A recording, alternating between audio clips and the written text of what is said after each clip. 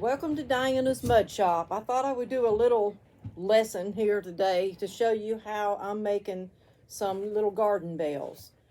This is the green one I just got through making. You can see there's a little tiny loop inside there. I just do a coil, and I'll show you an easy way to attach that. You do it while you're putting it together. This is the little piece that'll be the bell clapper. I've learned the hard way. Any kind of string you put on doesn't last. So I order online the little chain that goes on a keychain. And you can buy them in a bulk pack, whatever. They're not very much. They're just a few cents a piece. And that's what I use. I'll drape it through here, drape it through this, and clasp it together. And this will ring. And I also do this kind of a handle. You can put a hook, a garden hook, shepherd's hook, or whatever you want to call them, to hang it up outside, and then you don't have to worry about your strings breaking and your piece falling and breaking. Ignore the storm outside. It's just coming and going, and we'll make this, we'll just have fun while the rain is going through. But this is what it'll look like when you get through forming it. As far as texture and glazes, that'll all be up to you.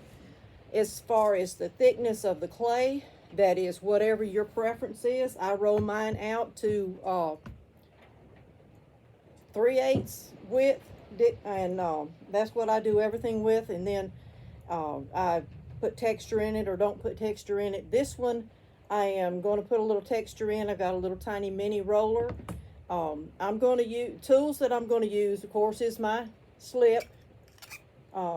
Which is just a little bit of clay in my water, and it's pretty thin. Sometimes it's thick, sometimes it's thin. I add a little water to it, keep on going. Of course, my texture roller, the ribs of your choice. I like the yellow one because it's slender on the end and it can get up in there to smooth that seam out. I also use this one because it's very flexible. Of course, a sponge. I use a little small cheap paintbrush to put the slip on. I do use a rounder. Now, I'm going to use this rounder. It came from Debbie De La Cruz's online, where I get my cutters. Anyway, it's DelaDesignGifts.com. But you can make your own rounder. All you do is take a slab of clay, cut a circle, cut a triangle out of it, fold it in, and I have all different sizes of these. I use them in the top of my mugs after I've made them, and it keeps them round as they're drying. It also pushes it up as it's shrinking so it doesn't crack. Also, I'm going to use a little small cutter. Now, it depends on the size that you make, what size cutter you need, just a little thing to cover the top with. And this one is a 1 3/4 inch cutter. I got a set from Hobby Lobby or Michael's, one or the other, that has all the multiple sizes. Also, I'm going to use these cutters from De La Design Gifts. I believe this is her salt and pepper shaker set. And this is for the little piece. This is for the outer piece.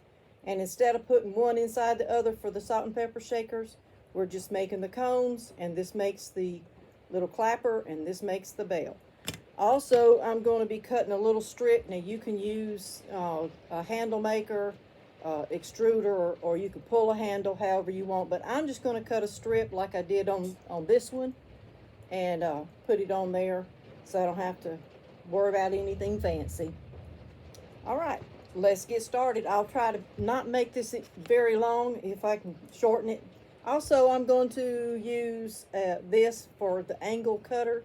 I've had this for several years since I started. This is from Dirty Girls, but you can get one anywhere, or you can just cut your angles with your knife. All right, I'm going to start out. I'm going to cut the big one.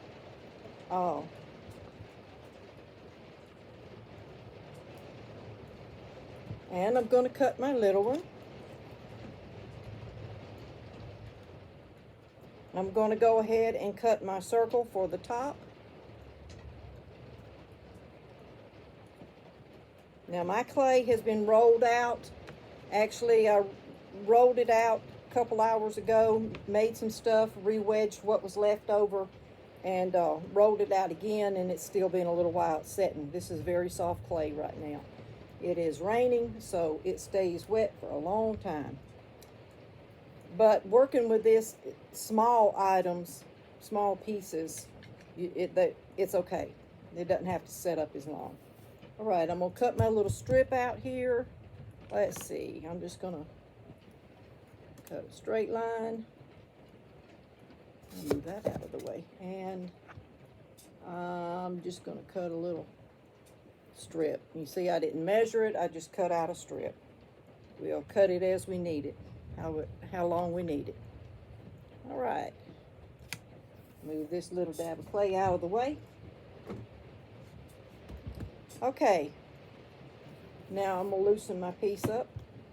I've already compressed it both sides after I rolled it. Now I'm going to use my angler and cut the angles. And it doesn't matter which angle, just as long as it's the same angle. I'm going to flip this over, cut this side so it will match. As long as you have the same angle for each edge, that is just fine. I'm gonna go ahead and cut the angles on the little baby one. I'm cutting the long sides, along here. Flip it over, cut the other one. Okay, I'm going to go ahead and put my texture in this little piece here.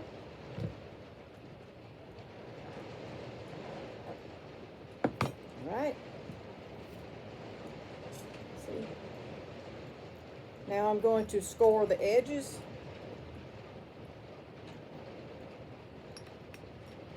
And slip.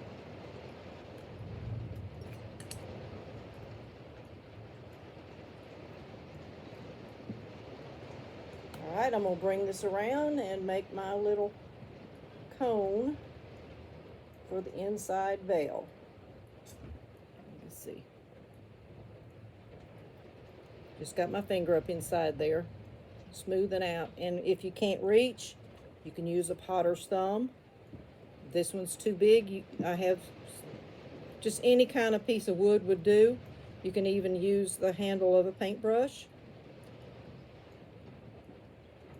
Now on the top, I'm going to mash this, make sure it smooths out. My clay is wet enough, I don't have to score this or slip it to get it to stay. Just make sure that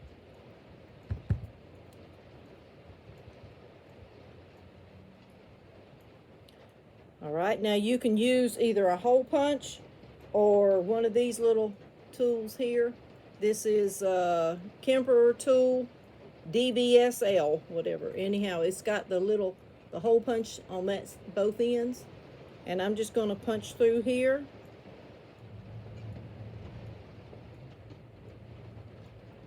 Punch through the other side. Make sure that it is good.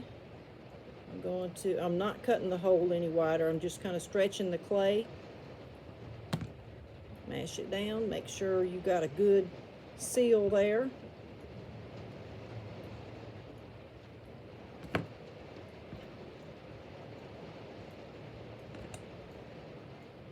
All right. Sounds like the outside's getting loud again.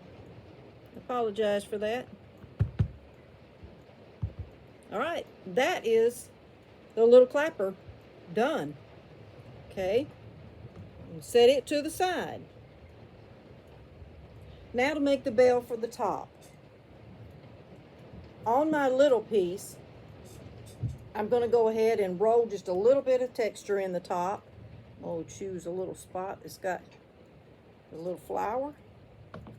See, got a little flower on here. Now, I am going to take a little pinch of clay and make a small coil. We'll put the coil on the little round piece so that you don't have to fight to try to get it inside the bell when you get it together. Right?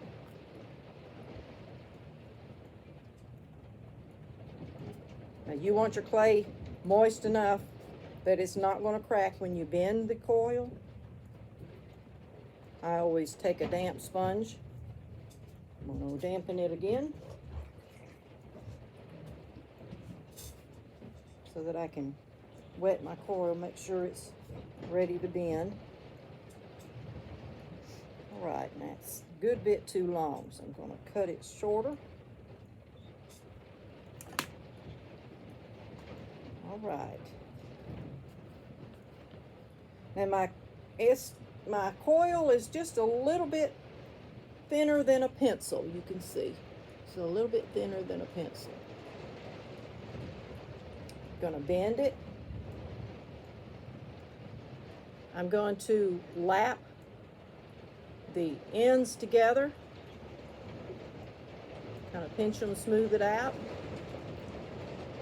I'm going to score this and put some slip on it. And on the underside of my disc, because we want this on the inside of the bell. A little bit of slip on here.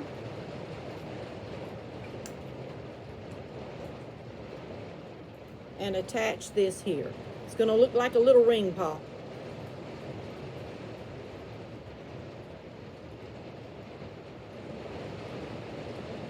Make sure it's sealed real well.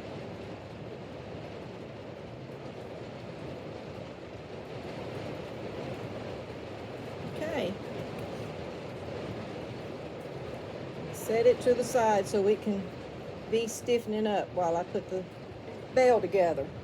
All right, now I want to put some texture on my bell, but I also want my name stamp, my signature stamp on it, so I'm going to put that on before I close it up.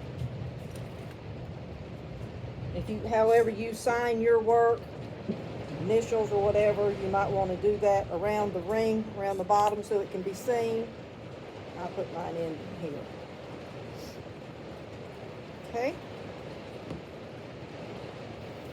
All right, now I'm ready to put my texture on the other side.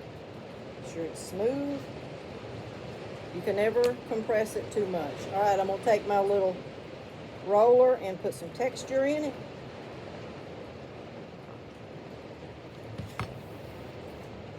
Here's my texture.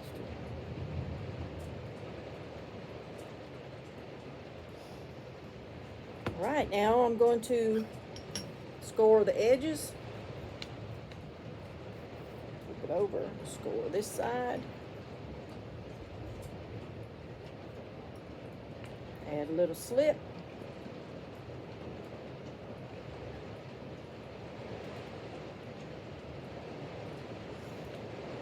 And I'm going to bring this around and attach this, just like you would a mug, or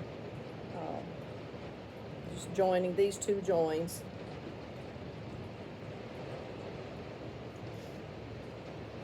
Okay.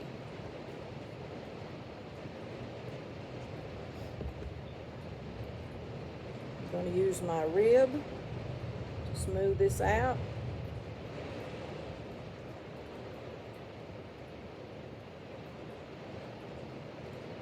Right. I'm going to use the rib for the lower part to smooth this. And I'm going to get in the rest of it with my potter's thumb. Parts that I can't reach. Go into the top of it. Just like so you have a good join.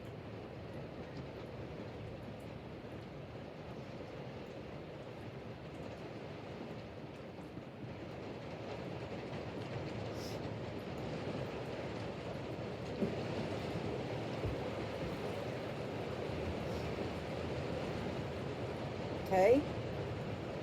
Now you can make this prominent, or you can make it disappear, smooth it out, and then use your texture roller to put a little bit of texture back in it. But if you do, make sure you give it support on the underside.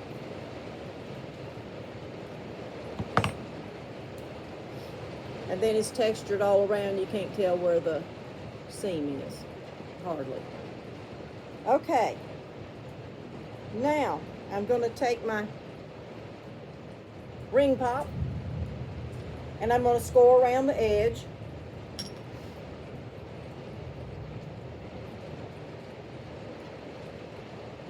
Going to score the top of my bell.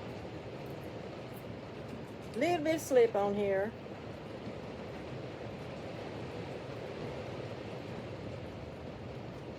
Now make sure your ring is pushed in slender enough that it'll fit down in here without sticking to the sides. All right, we're going to put this on. Now it does lap over a little bit, but I don't worry about that. I've rolled it down. Kind of round it off.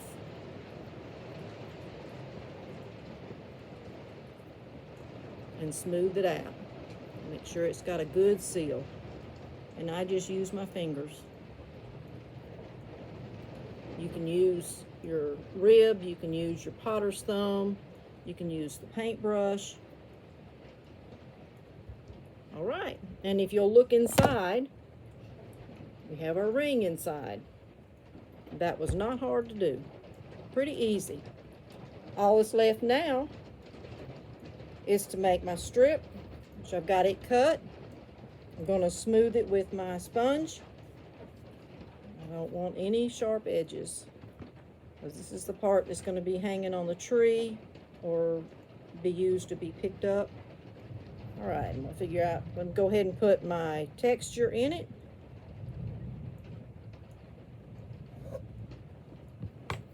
I'm going to put the texture on both sides. Now I'm ready to put my ring on. Now, let me see. Probably right there, I'm going to cut a little of this off. You just want it standing up enough that you can get a hold of it. All right, I'm going to slip and score the underside of this on both ends.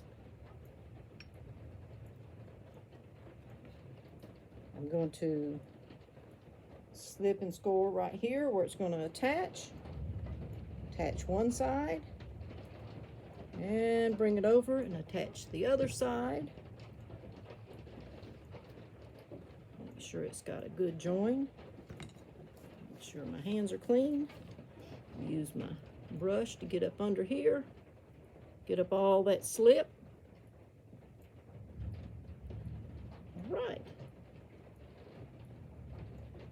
If you don't have the salt and pepper shaker cutters, you can use any kind of tapered cutter, or you can just cut it out yourself. You can cut a big round circle, cut it in half, and fold it like we do this, and make one, but fold it closer together. So you don't even have to have a cutter, but this gives you an idea how easy it is to make a bell. And I'm done. I'm ready to let it set and dry, and then bisque fire it, glaze it, and glaze fire it. And the only thing to put it together is to hook. You can use string if you want to, but the string, like I said, always breaks here. We have a lot of humidity in our area. So I'll take those chains and hook it on there and bring it down and hook it onto the top part here and hook them together. I'll probably use two since I want this to hang down a good bit, but they have a really pretty sound. Try it out. Let me know how you like it. Watch my website whenever, my Facebook page and my YouTube, and when I get these done and out of the kiln, I will show you how they turned out. And go try to make one. If you haven't subscribe. I do a lesson every now and then. I don't do a lot of videos, but that if you subscribe, you'll know, you'll get notification whenever I make another video, and that way you can make your own bells.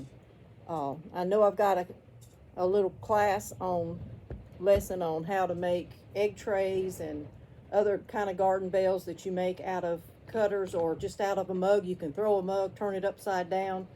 Of course, I put the coil on the bottom before I put the bottom on the mug, just like this, and it makes it so easy. But I Join me next time in the mud shop. Thank you for watching. Bye.